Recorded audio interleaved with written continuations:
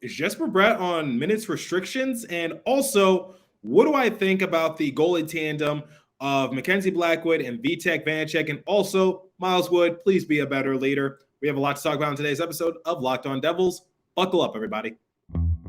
You're Locked On Devils, your daily podcast on the New Jersey Devils. Part of the Locked On Podcast Network, your team every day.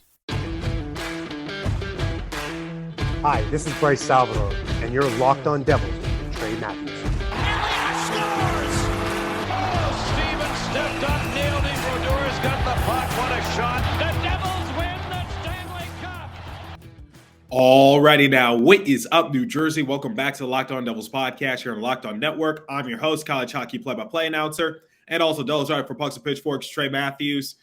I hope everyone has had a day to digest that god-awful performance by the New Jersey Devils, because it was a tale of what we were doing during the course of last season, which is the New Jersey Devils get off to a respectable start. Then the second period completely crash and burn. And by the time we try to mount a comeback, it's too little, too late. And before any of you ask in the YouTube comments, yes, I'm wearing a Seattle Kraken shirt. I can like multiple NHL teams. I've said this many times, so please don't roast me for wearing a Seattle Kraken shirt. Also, my mentor is the play-by-play announcer for the radio feed.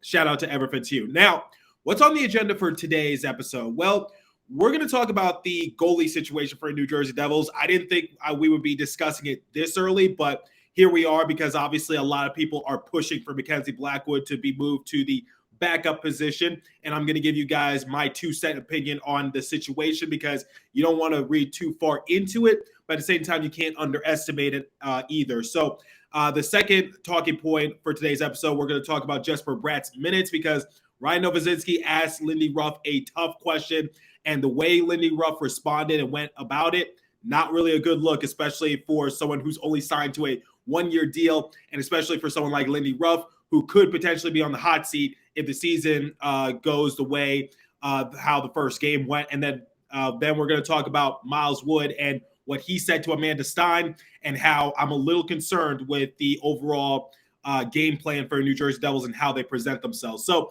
let's talk about the goalie situation, like I said, for the first topic. So what should happen to Mackenzie Blackwood? Because in the previous game against the Philadelphia Flyers, not a good outing for Mackenzie Blackwood. He got off to a pretty decent start, and Amanda Stein actually acknowledged it during the course of the game. She said, "I don't want to jinx anything, but New Jersey Devils' Mackenzie Blackwood has been really strong so far tonight. His movements are the cleanest and most fluent we've seen in a very long time." Needless to say, she did jinx it, because that tweet did not age too well. I even, called her out on it. Look, I'm not, when I call out Amanda Stein, it's not because I'm trying to be rude or disrespectful. It's out of love. And, I even said this in my response. I said, "I love you, Amanda, but this tweet aged poorly." And she actually responded to it very quickly. She said, "That's okay. People keep shoving it in my face, but I stand by what I said at the time. His movements were fluid and clean compared to watching him struggle in the games we saw last season, where his movements in the crease was slower and hampered." So, yes, that outing for Mackenzie Blackwood wasn't really good. And, it raises some concerns for New Jersey Devils fans. Now, I said in the previous episode, if Mackenzie Blackwood continues to play like he did in game number 1, then Vitek Vanacek is going to take that starting spot away from him. But here's the problem. Vitek Vanacek doesn't have any experience of being a starter. So there's a huge difference. And this is pretty much a no-duh kind of response. There's a huge difference between being a starting goalie and a backup goalie. But what do you do in this sort of circumstance? Because, Mackenzie Blackwood, during the course of preseason, he was actually pretty solid, and he was making very nifty saves. And we saw it in the Montreal Canadiens game, the first preseason game of the year, in which Mackenzie Blackwood looked like he was doing pretty well. And then in this game, it was the complete opposite. And I said preseason is different than regular season. And now fans are already pushing for Mackenzie Blackwood to move to the backup position. And I decided to make a sort of a prediction as to what I think is going to happen, especially since we're going to be playing the Detroit Red Wings when this episode goes live a little later tonight. So here's where I stand with Mackenzie Blackwood. I still think he is the go-to guy for New Jersey Devils. I still think he should be the starting goalie. And I might get some slack for this, but here's why. Let's not overreact here. It's game 1 of many, guys. Now, if Mackenzie Blackwood is doing this a month into the season, that's when you raise the concern. But I'd say give Mackenzie Blackwood at least one more chance to redeem himself, because it's game one, guys. Everyone's going to come out rusty. Everyone's going to come out, not really at full strength. And I told you guys, don't read too far into preseason, but I will use this talking point. Remember, the New Jersey Devils had a successful preseason. They were actually performing really well. If the New Jersey Devils had an awful preseason like the Arizona Coyotes, then I would be very concerned.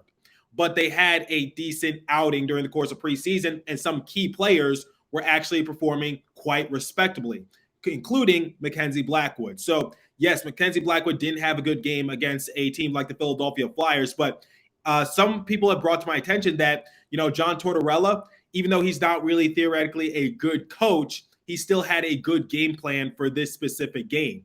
And some of those goals that were led up by Mackenzie Blackwood, can you really put all the blame on Mackenzie Blackwood if you look back at the replay? Because I said it in the last episode, the defense was porous, and, you leave Mackenzie Blackwood very vulnerable. You got to help him out in that sort of aspect. And I've told you guys this before. I am very hesitant when blaming a goalie for giving up a power play goal because, that's the penalty killer's job to try to get the puck down to the other side of the rink. And the New Jersey Devils, it seems like, based on my vantage point, were struggling to clear the puck. I even tweeted it out when the Flyers were on the man-up advantage and they were getting good shots off. I said, clear the freaking puck. Because if you don't, and if you leave them in their attacking end when they have the man-up advantage for too long, bad things are going to happen. So digressing a little bit, I think Mackenzie Blackwood is still going to get the start in a game against the Detroit Red Wings, and that's going to be sort of his final chance. But even if he does have a bad outing, you can't just thrust Vitek Vanecek into the starting role because Vitek Vanecek doesn't have any experience of being a starter. He's been a backup for most of his young career. So it's just like you got to ease into it. So I'd say either Vitek Vanecek is going to rotate with Mackenzie Blackwood regularly before they just give Vitek Vanecek more consistency in between the pipes, and then they'll make him the starter just so, you don't thrust him into an uncomfortable position. Because remember what happens when you thrust a goalie, particularly a backup goalie, into an uncomfortable position? Look at what happened to Akira Schmid. Look what happened to Nico Dawes. And, look what happened to Scott Wedgwood early on. They were not prepared to take on the larger role when Mackenzie Blackwood and Jonathan Bernier went down. So, guys, we will be making the same mistake in my eyes like we did last year, which is we thrust someone into a position that they're not comfortable with, and that comes back to bite us. So I don't want Vitek Vanecek to be put into an uncomfortable position at this point. There's really no reason to. There's no reason to be waving the red flag. I get it. You're frustrated. I get it. That should have been an easy victory. I get that the New Jersey Devils' effort against the Philadelphia Flyers was somewhat pathetic. But at the same time, guys, this is game one of many. I can't reiterate this enough. The season's not over. It's far from it. Now, if this is game 50, if it's 2 months in, whatever the case might be, yes, that's when you're concerned. The goal for the New Jersey Devils is do not get yourselves out of the running for a wild card position come December, because that's sort of what happened last year. Even though they weren't officially out of the running, they made it harder for themselves, and a lot would have had to go right in that instance. And, at that point, people were saying the season was over. So there's really no reason to make any drastic changes like that by, making Vitek Vanecek your starter. Now, if Mackenzie Blackwood continues to do it, then absolutely 100% Vitek Vanecek starter. But, be very cautious, be conservative about it, because once again, I'm not against Vitek Vanecek potentially being a starter for New Jersey Devils. I just don't want to rush him into a position that, that we really don't need to put him in at this point. So I'd say plan accordingly if you're the New Jersey Devils. And speaking of plan accordingly, we're going to talk about Lindy Ruff and his minutes restrictions on Jesper Bratt and not acknowledging it. So we'll talk about that momentarily. But first, I want to bring you guys the first and only live read this morning, and comes from our friends at BetOnline. So BetOnline.net is your number one source for all football betting info this season. Find all the latest player developments, team matchups, news, podcasts, and in-depth articles and analysis on every game you can find. And as always, BetOnline remains your continued source for all your sport wagering information with live betting and up-to-the-minute scores of every sport out there. The fastest and easy way to check in on all your favorite games and events, including MLB, MMA, boxing, and golf. Head to the betonline.net or use your mobile device to learn more about the trends in action. BetOnline, where the game starts. Please remember to gamble responsibly, and visit our friends at Locked On Bets for all your betting needs there as well. So the biggest talking point in today's episode is discussing the minutes restrictions on Jesper Bratt even though he doesn't need any minutes restrictions. So Ryan Novozinsky, he's a friend of the show, and he's a beat writer for the New Jersey Devils, writing for NJ.com. He asked Lindy Ruff last night after the game a very important question, because Jesper Bratt registered about 15 minutes of ice time in last night's matchup against the Philadelphia Flyers. Now, some of the more casual fans will probably be like, okay, if he wants higher minutes, then he should be playing better. Well, here's the thing. He was playing better. He had 2 assists in the previous game. So it's just like, and the Devils had 2 goals. So Jesper Bratt assisted on both the goals that the New Jersey Devils had. And when he was out there, it seemed like the New Jersey Devils kicked their urgency into high gear. So it just seemed like Jesper Bratt was out there and actually contributing quite nicely for the New Jersey Devils. So Ryan Novozinsky was in the right to ask Lindy Ruff, like, hey, why is Jesper Bratt only getting 15 minutes of ice time? And Lindy Ruff's answer is not good, especially for someone like me who's been defending him. So in last night's matchup, Jesper Bratt had 15 minutes and 57 seconds of ice time. And if you need some reference as to, how little ice time he received, Yegor Sharangovich had more ice time. Andre Palat had more ice time. Eric Haula had more ice time. Jack Hughes obviously had more ice time. Tomas Tatar had more ice time. Dawson Mercer had more ice time. And by the way, Dawson Mercer was robbed on a few grade A chances in last night's game. But, that's beside the point. There were a lot of players out there getting more ice time than Jesper Bratt. And 5 out of our 6 defensemen also received more ice time than Jesper Bratt. So it raises the important question. Why is Lindy Ruff not giving Jesper Bratt at least 20 minutes of ice time, similar to Jack Hughes? What is he doing with the line combinations? What's the overall thought process? Why are bottom 6 players like Eric Haula getting more minutes than Jesper Bratt? That's not a knock at Eric Haula, but Jesper Bratt is one of our better players. And when Ryan Novozinsky asked that question, all Lindy Ruff said, oh, that's not enough ice time, and walked away and ended the press conference. Okay, I've been defending Lindy Ruff the past few months. I said, look, I'm not on the train for firing Lindy Ruff. I'm on the train for firing his staff and giving him another chance, because I felt as though the younger players really thrived under his system. And, you saw some big offensive productions from our baby big 3. You saw some big career years for some players like Ryan Graves. You saw some glimpses of improvement from young guys like Fabian Zetterlund, who came up from the AHL. And once they got to the NHL, they were actually maintaining quite nicely. So I was always on board with Lindy Ruff returning as a head coach. But unfortunately, this is inexcusable. You don't have a legitimate answer as to why you're giving Jesper Bratt so little ice time. It's not a matter of him playing well or not. He was playing really well. Once again, Devils had 2 goals. And who got an assist on each of those goals? Jesper Bratt. There was a different urgency out there when he was out there. It seemed like that the New Jersey Devils were performing quite nicely. Why is Jesper Bratt getting such little ice time? And Lindy Ruff actually has a history of not really being favorable towards Jesper Bratt, and that's not a good look, because it looks bad on Lindy Ruff, and it doesn't help Jesper Bratt's overall thought process if he wants to return to the New Jersey Devils. Because here's the thing, guys. I know Jesper Bratt said he's committed to playing with the New Jersey Devils for a long-term deal, and that he's going to try to work on it next summer. But I am very, very cautious about just, taking everything that Jesper Bratt has said recently into seriousness, because a lot can change in a year span.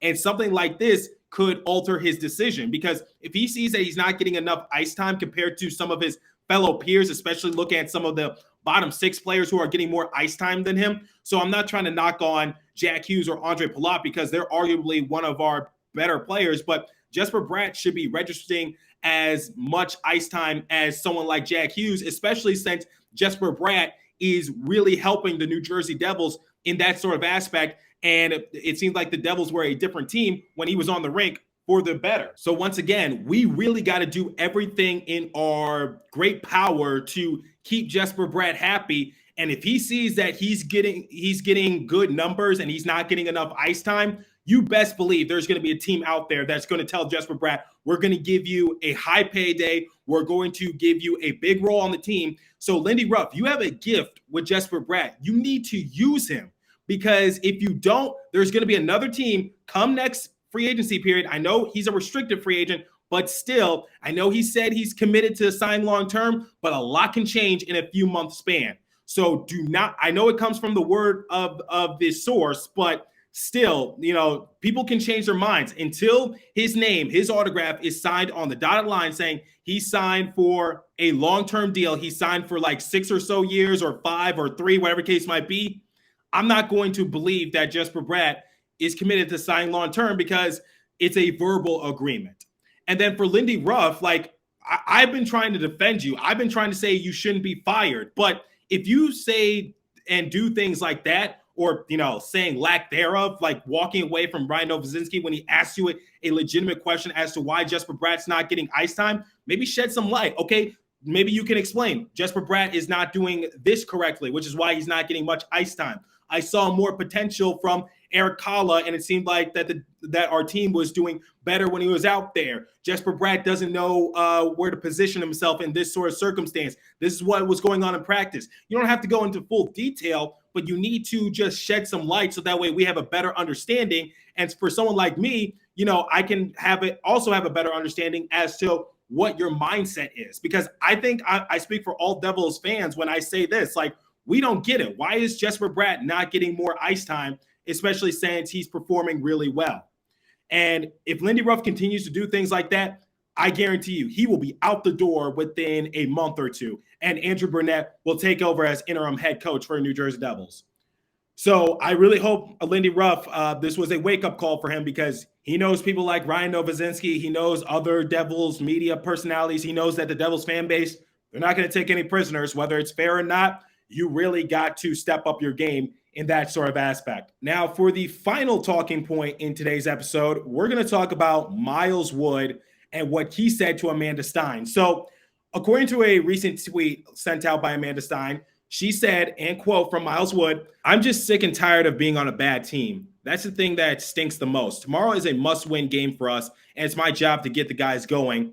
And once again, that was verbatimly said by Miles Wood. Now, I don't know how the question was framed, so I will give him the benefit of the doubt in that sort of aspect. But tomorrow is not a must-win by any stretch of the imagination. So if we lose 2 games in a row, which we're bound to do during the course at some point during the year, then our season is automatically over. This is what I'm talking about. The New Jersey Devils, as soon as they let up that 4th goal early on in period number 3 in the last matchup against Philadelphia Flyers, I knew they weren't going to win, because you can tell from their body language, you can see from their urgency that they just had given up on themselves. And Miles Wood, even though I do peg him as a leader, and I'm glad that he is taking initiative to try to improve the team and the roster, that is not how you say it. I like I said, I don't know how the question was framed. I don't know, how it was presented to him. I would have to do more research in that sort of aspect, but that is not how you present yourself. That's not what a leader says in that sort of aspect. Guys, tomorrow is not a must win, okay?